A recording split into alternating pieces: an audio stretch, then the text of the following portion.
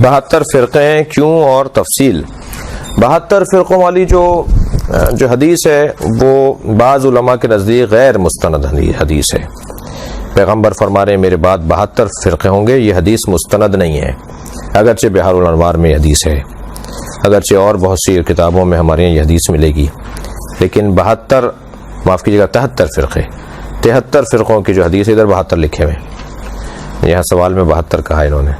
73 فرقوں کی جو حدیث ہے وہ کہ 72 دوزخی ہوں گے اور ایک فرقہ جو ہے وہ جنتی ہوگا، ناجی ہوگا، نجات یافتہ ہوگا، یہ حدیث ضعیف ہے۔